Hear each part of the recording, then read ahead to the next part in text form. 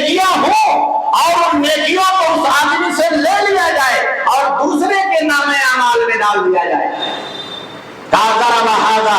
وشتم هذا واكل مال هذا، ایسا آدمی مفلس ہے جس نے کسی کو ناحق گالی گلوچ دیا، جس نے کسی آدمی کو ناحق مارا اور پیٹا، جس نے کسی آدمی کا ناحق مال کھا لیا، کہا یہ مفلس ہے. تو اللہ کے نبی صلی اللہ علیہ وسلم نے کہا کہ قیامت کے دن اس کی نیکیوں کو لے کر کے اس مظلوم آدمی کو دے دیا جائے گا جس کا مال اس نے لے لیا، جس کے اوپر ظلم کیا ہے، جس کے اوپر تعدی کی ہے. اسی لیے اللہ رب العالمین نے اور اللہ کے نبی صلی اللہ علیہ وسلم نے ظلم کی تمام شکلوں کو حرام قرار دیا ہے. چاہے وہ عبادت کے اندر ظلم ہو، عبادت کے اندر ظلم کا مطلب یہ ہے کہ بندہ اللہ کی عبادت کو چھوڑ کر غیر اللہ کی عبادت میں لگے، یہ بھی ظلم ہے. یہ بھی ظلم ہے. جو ہمارا اور آپ کا منعم حقیقی ہے، جو ہمارا اور آپ کا رازق ہے، جو اس کائنات کا مالک اور خالق ہے، ہم جانتے ہیں کہ دنیا کے چپے چپے پر اس کی حکومت اور بادشاہت ہے، اس نے ہمیں پیدا کیا ہے، وہ ہمیں روزی دینے والا ہے، تو ہماری پیشانی اسی کے سامنے جھکنی چاہیے، ہمارا سجدہ اسی کے لیے ہونا چاہیے. اب آدمی اس عبادت کو اور سجدے کو چھوڑ کر کے غیر اللہ دوسرے لوگوں کے لیے کرے، یہ ظلم ہے. اور ظلم نہیں ہے بلکہ ظلم عظیم ہے، پاپ ہے. اسی لیے قرآن مجید کے اندر شرک کو کہا گیا کہ ان الشرک لظلم عظیم، کہ شرک یہ بہت بڑا پاپ، سب سے بڑا پاپ. اور اسی طریقے سے ظلم کا مطلب ہوتا ہے ظلم نفس، آدمی اپنے نفس کے اوپر ظلم کرے. ظلم نفس کا مطلب یہ ہوتا ہے کہ عبادت میں، بندگی میں، نیکیوں کو انجام دینے میں کوتاہی کرے، کوتاہی کرے، یا وہ تمام چیزیں جو انسانی جان کی حفاظت کے لیے، ہمارے ایمان کی حفاظت کے لیے، ہماری اور آپ کی زندگی کی حفاظت کے لیے ضروری ہے، آدمی اس کے اندر کوتاہی کرے. کوئی آدمی جان بوجھ کر کے کھانا نہ کھائے، اسے معلوم ہے کہ اگر کھانا نہیں کھائے گا تو اس کا بدن کمزور ہو جائے گا، اسے یہ معلوم ہے کہ کھانا نہیں کھائے گا تو بدن کے اندر خون نہیں بنے گا، جان کو خطرہ ہے. تو یہ ظلم نفس ہے کہ آدمی اپنے نفس کے اوپر ظلم کرے. اور تیسرا ظلم یہ ہے ظلم الحقوق، حقوق خاص طور پر مالی معاملات میں کسی کے اوپر ظلم کرنا اور کسی کے اوپر زیادتی کرنا. تو جو عورتوں کے حقوق اسلام نے مقرر کیے ہیں، جو میراث کے تعلق سے بیٹیوں کے حقوق اللہ رب العالمین نے مقرر کیے ہیں، اور جو مالی معاملات کے تعلق سے کسی آدمی کے مر جانے کے بعد اللہ رب العالمین نے حقوق مقرر کیے ہیں، ان حقوق کی ادائیگی بھی ہمارے اور آپ کے لیے ایسے ہی ضروری ہے جیسے ہم اور آپ دوسرے حقوق کو ادا کرتے ہیں. آج ہمارے اور آپ کے سماج کا مسئلہ کیا ہے؟ ہمارے اور آپ کے سماج کا مسئلہ یہ ہے کہ آدمی اپنا حق اور اپنا رائٹ تو سمجھتا ہے، اس کو لینے کے لیے لڑائی لڑنے کی تیاری کرتا ہے، لیکن دوسرے کا حق جو اس کے اوپر نکلتا ہے، اس کے اوپر عائد ہوتا ہے، وہ دوسرے کا حق دینے کے لیے تیار نہیں ہوتا، اس کا ذہن نہیں تیار ہوتا ہے. بیٹا باپ کے حق کو نہیں ادا کرنا چاہتا ہے، شوہر بیوی کے حق کو نہیں ادا کرنا چاہتا ہے، بیویاں شوہروں کے حقوق کو نہیں ادا کرنا چاہتی ہے، بھائی بھائی کے حق کو نہیں ادا کرنا چاہتا ہے، پڑوسی پڑوسی کے حق کو ادا نہیں کرنا چاہتا. تو حقوق کی حفاظت کرنا یہ ہم سب کی مشترکہ ذمہ داری. اللہ رب العالمین کے حق کے بعد قیامت میں اللہ کی بارگاہ میں حقوق کے بارے میں سوال کیا جائے گا. یہاں تک کہ پیارے نبی جناب محمد رسول اللہ صلی اللہ علیہ وسلم نے بیان فرمایا کہ لَتُوَدُّنَّ الْحُقُوقَ إِلَىٰ أَهْلِهَا، کہ تم کو قیامت کے دن حق کو حقداروں تک پہنچانا پڑے گا. اگر دنیا کے اندر نہیں پہنچاؤ گے تو قیامت میں اللہ رب العالمین بدلہ دلائے گا. یہاں تک بیان فرمایا کہ اگر کوئی منڈی بکری ہے، منڈا جانور ہے جس کے پاس سینگ نہیں ہے، اور اس کو سینگ والی بکری نے جانور نے مارا ہے، تو اللہ رب العالمین اس کا بھی فیصلہ فرمائے گا، اس سے بھی بدلہ دلائے گا. حقوق کی اتنی بڑی اہمیت ہے، اور ظلم اور ناانصافی کا حساب اللہ رب العالمین کی بارگاہ میں دینا پڑے گا. اس لیے میرے بھائیوں، اس مالی حق کو سمجھنا ہمارے اور آپ کے لیے بہت ہی ضروری ہے. جو ہمارے اور آپ کے خاندان میں، ہمارے اور آپ کے رشتہ داریوں میں کسی آدمی کے مر جانے کے بعد ترکہ کی شکل میں، چھوڑی ہوئی جائیداد کی شکل میں بٹوارے اور تقسیم کے طور پر ہر آدمی کے لیے شریعت نے اللہ کے نبی صلی اللہ علیہ وسلم نے مقرر کر دیا۔ سورہ نساء کی آپ آیت نمبر 7 پڑھیں، آیت نمبر 8 پڑھیں، آیت نمبر 9 پڑھیں، 10 پڑھیں، 11 پڑھیں، اور سورہ نساء کی آخری آیت آپ پڑھیں۔ اللہ رب العالمین نے پورے تفصیل کے ساتھ ان تمام حقوق کو مقرر کر دیا ہے اور یہ بیان فرما دیا ہے کہ شوہر مر جائے تو بیوی کا کتنا حصہ ہے، بیٹوں کا کتنا حصہ ہے، باپ اگر زندہ ہے تو اس کا کتنا حصہ ہے، اس کی ماں اگر موجود ہے تو اس کا کتنا حصہ ہے، بیٹوں کے ساتھ اگر بیٹیاں ہیں تو ان کا کتنا حصہ ہے، اور اگر بہنیں ہیں تو ان کا کتنا حصہ ہے۔ تمام حقوق کو تفصیل کے ساتھ قرآن مجید کی ان آیتوں میں اللہ رب العالمین نے مکمل طور سے خلاصہ کر دیا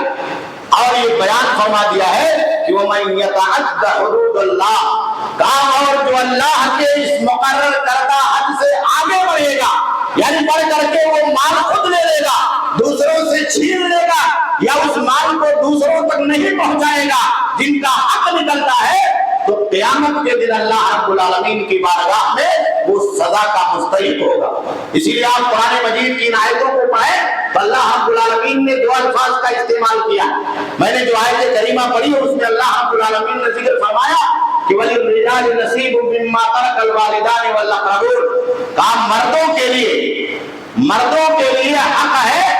جو اس کے باپ اور ماں چھوڑ کر کے جاتے ہیں یا قریبی رشتہ دار چھوڑ کر کے جاتے ہیں۔ وَلِلنِّسَاءِ نَصِيبٌ مِّمَّا تَرَكَ الْوَالِدَانِ وَالْأَقْرَبُونَ، اور عورتوں کا بھی حق ہے اس مال میں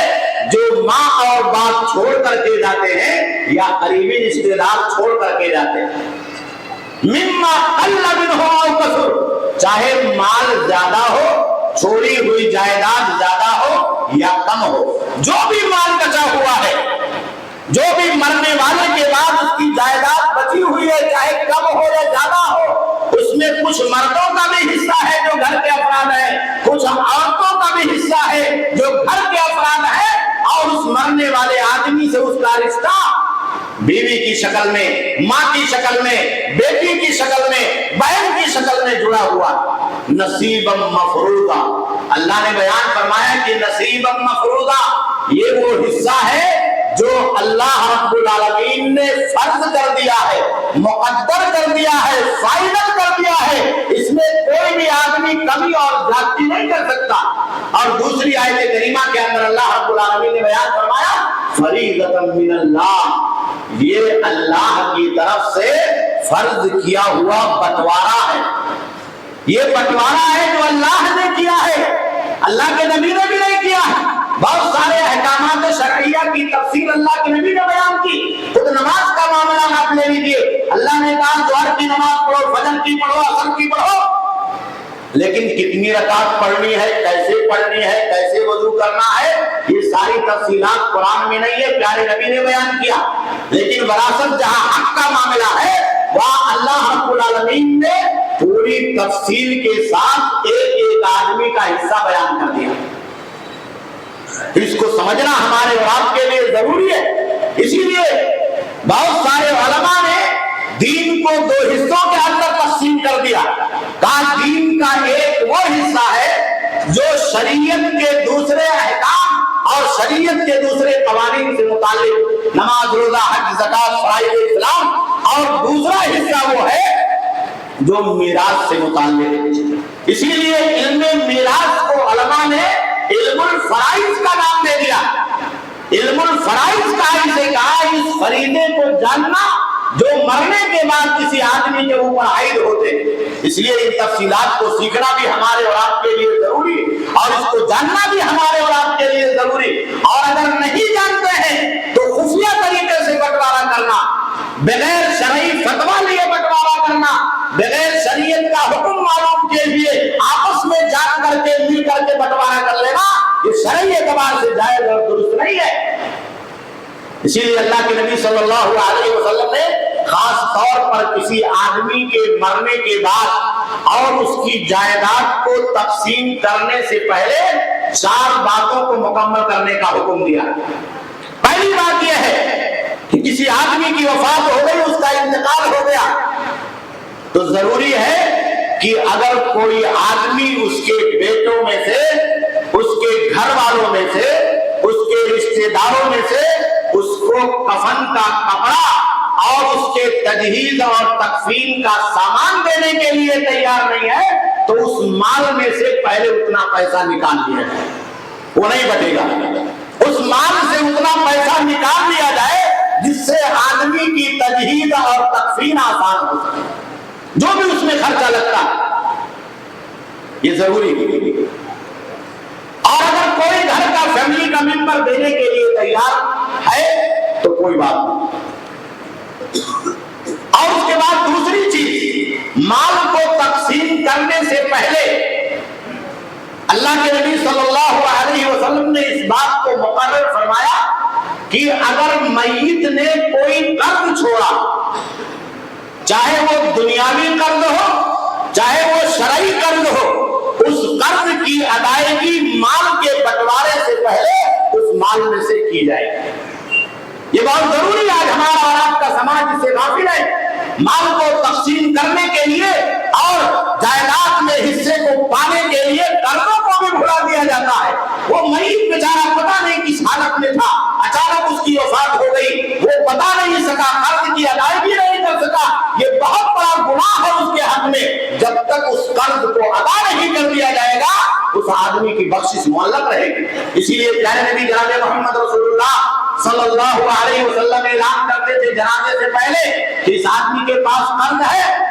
تو کہا جاتا قرض ہے تو پوچھتے کہ اس کی جائیداد میں اتنا پیسہ ہے کہ قرضہ ادا ہو سکے، تو اگر کہا جاتا کہ ہاں اس کے پاس پیسہ ہے قرضہ ادا ہو سکے تو آپ نماز جنازہ پڑھاتے، اور اگر کہا جاتا کہ اس کے پاس اتنا پیسہ نہیں ہے تو صحابہ کرام سے پوچھتے کہ تم میں سے کوئی آدمی ادا کرنے کے لیے تیار ہے، اس کی مدد کرنے کے لیے تیار ہے کہ اس کا قرضہ ادا ہو جائے۔ اگر کوئی تیسرا آدمی ذمہ داری لے لیتا تو اللہ کے نبی صلی اللہ علیہ وسلم نماز جنازہ پڑھاتے، ورنہ اللہ کے نبی صلی اللہ علیہ وسلم توبیخ اور تنبیہ کے طور پر بحیثیت امام المسلمین کے ایسے آدمی کی نماز جنازہ نہیں پڑھاتے جو قرض چھوڑ کر کے مرا ہوتا تھا۔ صحابہ کرام سے کہتے کہ تم لوگ نماز جنازہ پڑھو، مال کا معاملہ بہت اہم ہے۔ تو قرض کی ادائیگی بھی جو ورثہ ہے ان کو پہلے اس بات کا ججمنٹ لینا چاہیے دفن سے پہلے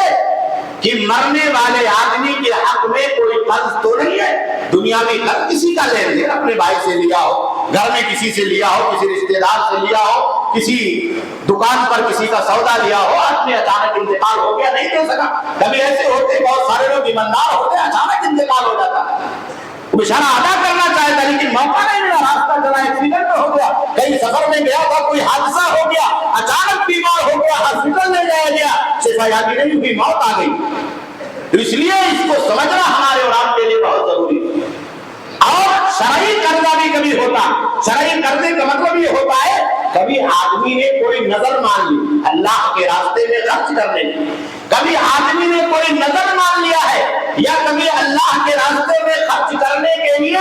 اس نے کوئی مال خاص کرنے کا ارادہ کر لیا ہے، اپنے بیوی کو بتا دیا ہے، کسی بچے کو بتا دیا ہے کہ بھائی 1 من کی زمین اتنا حصہ، اتنا حصہ، گھر کا یہ حصہ یا یہ پیسہ یا یہ زیور میرے مرنے کے بعد مسجد یا مدرسے میں کسی غریب کو، کسی فقیر کو، کسی کی شادی کرنے کے لیے کسی محتاج کو دے دینا، تو اس کو بھی سمجھنا ضروری ہے۔ ان 2 طرح کے قرضوں کو مرنے کے بعد ورثہ کا سمجھنا ضروری، کیونکہ جو آدمی قرضدار تھا وہ تو جا چکا، وہ بتا نہیں سکتا۔ اور تیسری چیز ہے وصیت کی تنفیذ کرنا۔ وصیت، اگر میت نے کوئی وصیت کی ہے، ہو سکتا ہے اس نے اپنے مال میں سے کسی ایسے آدمی کو کچھ دینے کے لیے کہا ہو جو اس کا قریبی رشتہ دار ہو لیکن وراثت میں اس کو حق نہ ملتا، کبھی ایسا ہوتا۔ اور ایک وصیت